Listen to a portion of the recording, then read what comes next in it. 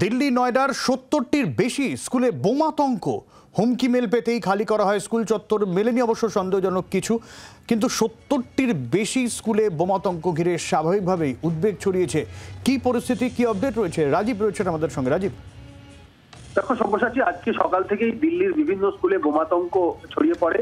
মূলত স্কুল কর্তৃপক্ষের কাছে ইমেল মারফত বোমা রয়েছে এমন ইমেল পৌঁছয় এবং সেই বার্তা পৌঁছানোর পরেই একের পর এক স্কুল কিন্তু আতঙ্কগ্রস্ত হয়ে পড়ে। প্রথমে পূর্ব দিল্লির ময়ূরবিহারে মাদার মেরি স্কুলের এরকম একটি খবর পাওয়া যায় এবং তারপরেই দ্বারকা দিল্লি পাবলিক স্কুলে সে খবর পৌঁছয় এবং তারপরে দেখা যায় যে প্রায় ৭০টি স্কুলে ইমেল গিয়েছে এবং একটি অজানা ইমেল আইডি থেকে, অচেনা ইমেল আইডি থেকে সেই ইমেল পাঠিয়ে রীতিমতো থ্রেট করা হয়েছে বোমা রয়েছে বলে।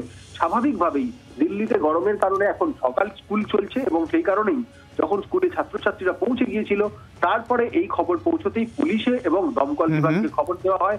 পুলিশের তরফ থেকে বম্ব স্কোয়াড ঘটনাস্থলে পৌঁছয় এবং গোটা দিল্লি জুড়ে আতঙ্কের পরিবেশ তৈরি হয়।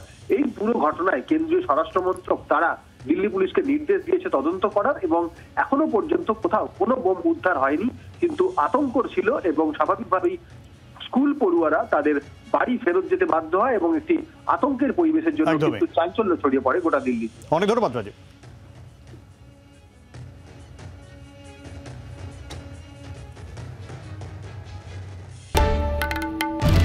বাংলার আওয়াজ, বাঙালির আবেগ, জি 24 ঘন্টা।